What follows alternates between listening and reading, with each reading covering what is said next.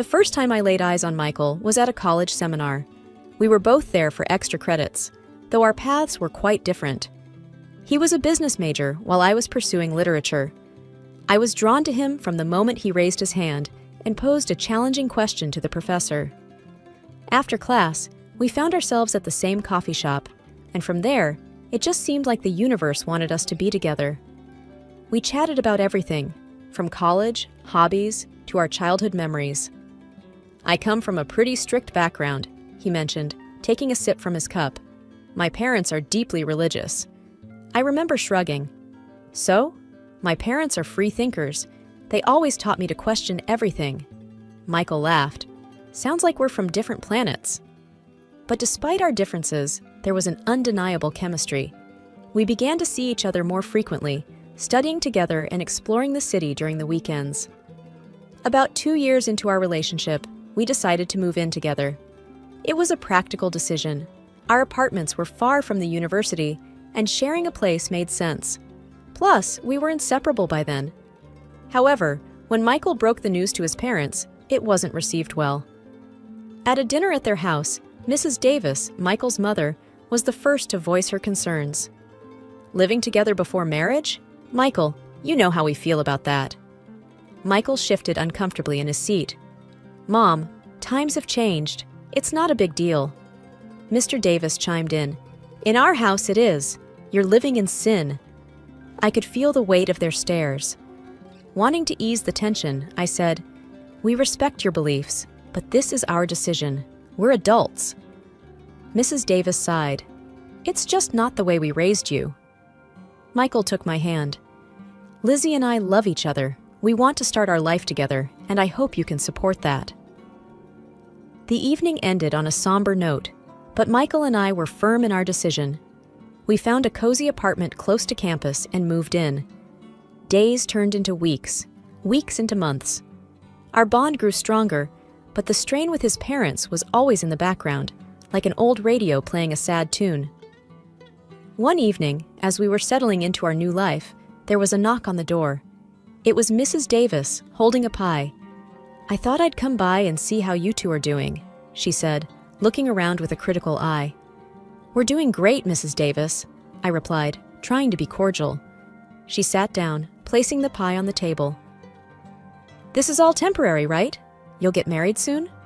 Michael cleared his throat. "We haven't decided that yet, Mom." As days turned into weeks and weeks into months, the constant pressure from Michael's parents started to weigh on us. Our once carefree dates and movie nights began to have a shadow, the looming expectation of marriage. One evening, while we were making dinner together in our tiny kitchen, Michael broached the subject. "Lizzie, have you ever thought about, having a wedding?" I looked up from chopping the vegetables, surprised. "Like, for us? Are you proposing?" He smiled awkwardly, rubbing the back of his neck. "Not exactly. I mean, yes, I want to marry you someday, but right now, it's more about my parents. Maybe if we had a ceremony, they'd back off." I sighed. "So you're saying a wedding without the legal paperwork?" He nodded. "Just a thought. We can invite friends, make it a fun day. My parents get their wedding, and we get some peace." It wasn't the romantic proposal I'd imagined, but I understood his reasoning. "All right," I said slowly, "but on one condition. We do it our way. No big church wedding, just something small and intimate." Michael grinned, relief evident on his face. "Deal." The next few weeks were a whirlwind of preparations. We chose a beautiful outdoor venue, invited our close friends and family, and planned a simple but heartfelt ceremony. When we broke the news to his parents, their reaction was surprisingly subdued. "An outdoor wedding?" Mrs. Davis asked, raising an eyebrow. "Well, it's unconventional, but if it means you two are taking the next step, I suppose we can support it." Mr. Davis added, "As long as you're committed to each other, that's what matters." The day of the wedding was sunny and bright. I wore a simple white dress, and Michael looked dashing in his suit. Our friends cheered, and even Michael's parents seemed genuinely happy. During the reception, Mrs. Davis pulled me aside. "Lizzie, I want to apologize," she began, her voice soft. "I know we've been hard on you two, but seeing you together today, I realized that love is what truly matters. I smiled, touched by her words. Thank you, Mrs. Davis. That means a lot. The day ended on a high note, with everyone dancing and celebrating our love. It felt like we had finally won Michael's parents over, and I hoped this would be a fresh start for us. But as days passed, their daily visits began. They'd drop by unannounced, often with unsolicited advice or thinly veiled criticisms. It was as if the wedding had given them a free pass to interfere in our lives. One evening, as Michael and I were unwinding after a long day, there was a knock at the door. Opening it, I found Mrs. Davis holding a casserole dish. "Just thought I'd drop off some dinner," she said, with a smile that didn't quite reach her eyes. "Thanks," I replied, taking the dish. "But you don't have to do this." She waved a hand dismissively. "It's no trouble. I just thought, since you're always so busy, you might not have time to cook." I forced a smile, sensing the underlying judgment. "We manage, but thanks anyway." As the door closed, I sighed deeply. Michael wrapped an arm around me. "It'll be okay," he whispered. It started with the subtle comments, the not-so-innocent questions. "Why is the house so messy?" Or, "Have you considered cooking something more nutritious?" Mrs. Davis would ask, her tone dripping with faux concern. One day, I came home from work, exhausted, to find her in our living room, reorganizing our bookshelves. "Mrs. Davis, what are you doing?" I asked, taken aback. She looked up, as if it was the most natural thing in the world. "Just thought I'd help tidy up a bit. These shelves looked so cluttered." Michael entered from the kitchen, holding 2 cups of tea. "Mom's just helping out, Lizzie," he said, trying to play mediator. I took a deep breath, my patience waning. "This is our home, Michael. We didn't ask for help." Mrs. Davis pursed her lips, her eyes watering. "I'm just trying to be helpful. After all, now we're family." Days like these became more frequent. They'd pop by without notice, giving advice we never asked for, criticizing decisions we'd made together as a couple. It was clear they no longer saw boundaries. One evening, after a particularly trying visit from his parents, Michael and I sat down for a heart-to-heart. "Michael, this has to stop," I began, my voice trembling with frustration. "I can't live like this, feeling like I'm constantly being judged in my own home."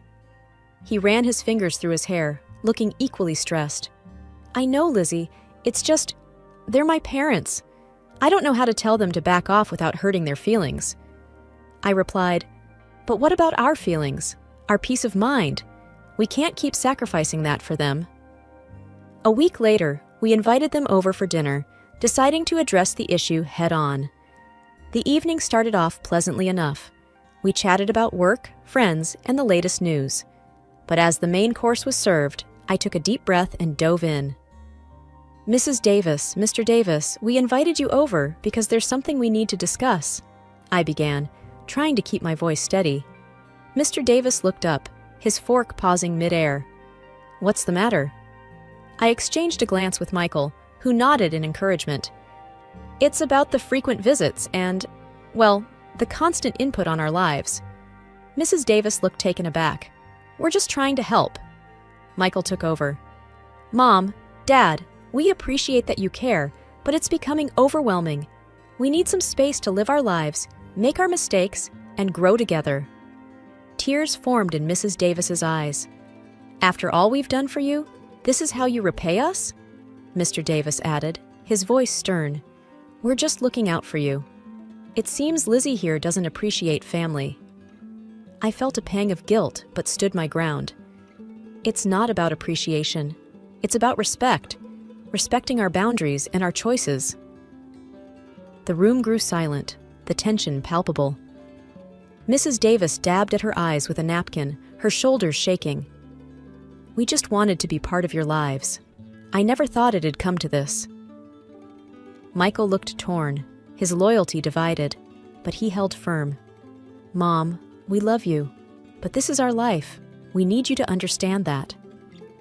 The evening ended with Mrs. Davis in tears, Mr. Davis looking disappointed, and an unspoken agreement that things had to change.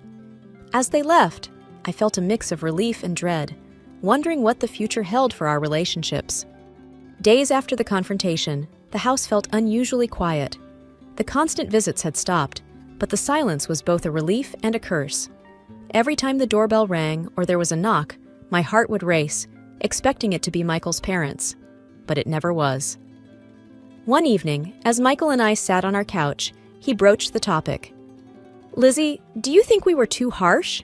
I mean, they're my parents. Maybe we overreacted?" I took his hand, feeling its warmth. "Michael, it's not about being harsh. It's about setting boundaries. We did what we had to do." He sighed deeply. "I know, it's just hard. I never imagined being in this situation with them." As days turned into weeks, we began to feel the weight of our decision. There were no more surprise visits, but there were also no calls or messages. It was as if we had cut ties completely. During this period, I often found solace in browsing property listings online. One day, as I was scrolling through, a beautiful house in a neighboring town caught my eye.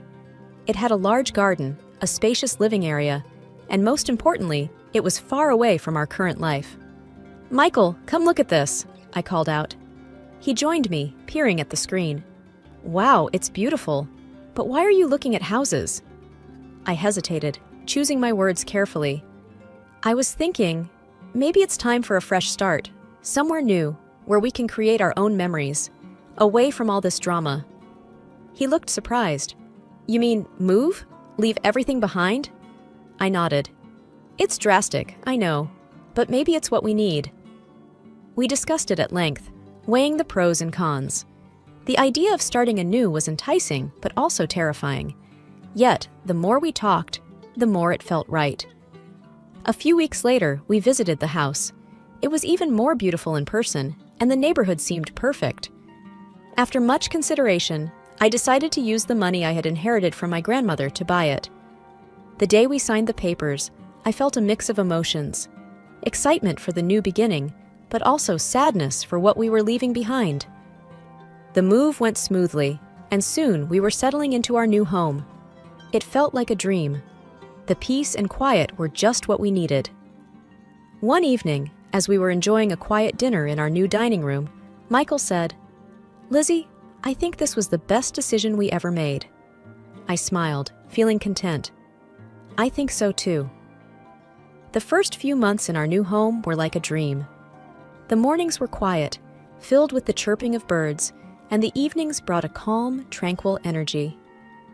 Michael and I fell into a comfortable routine, enjoying the privacy and peace that our new surroundings provided. The past seemed like a distant memory, and the tension that once surrounded our lives had all but disappeared. Until one fateful day. I was in the kitchen, preparing dinner, when the doorbell rang.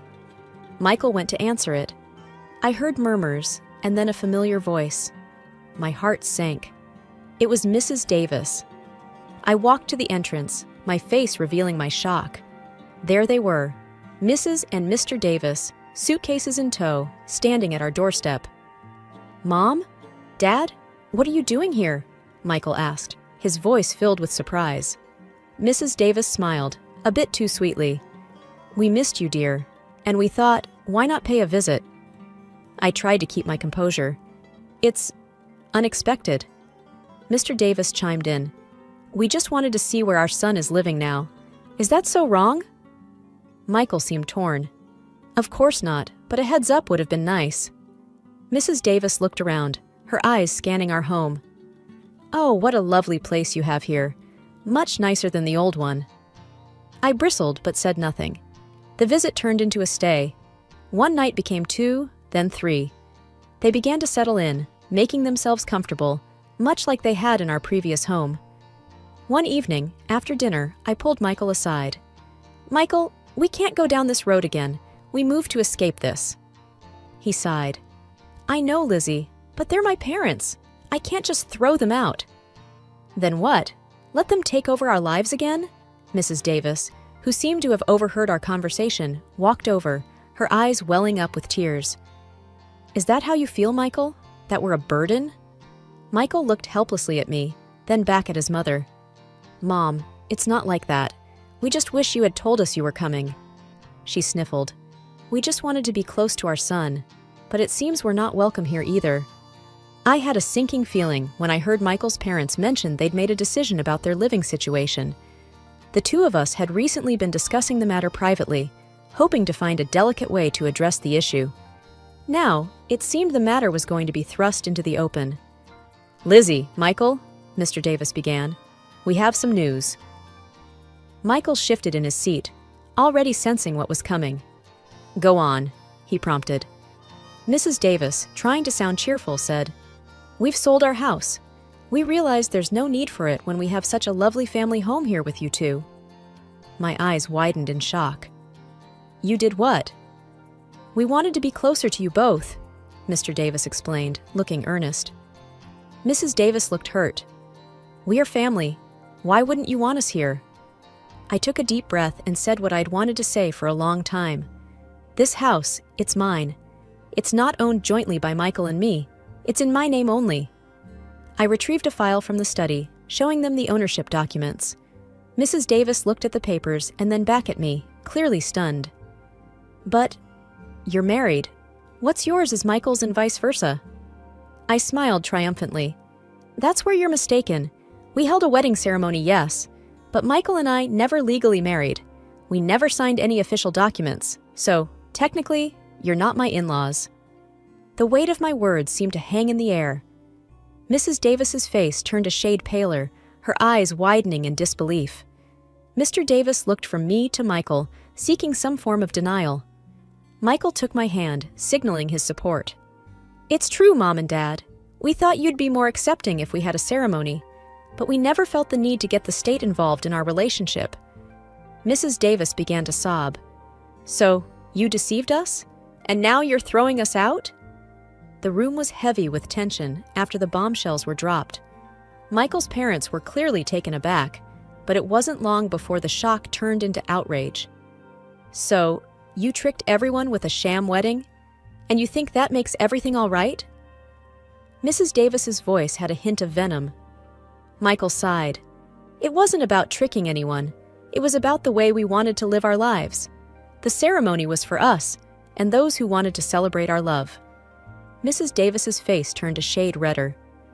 "You dare defy the sanctity of marriage, live together in sin, and then mock us with a fake wedding." "I've had enough," Mr. Davis declared, standing up suddenly. "You, young lady, are nothing but a sinner and a witch, trying to pull my son away from his family, his values."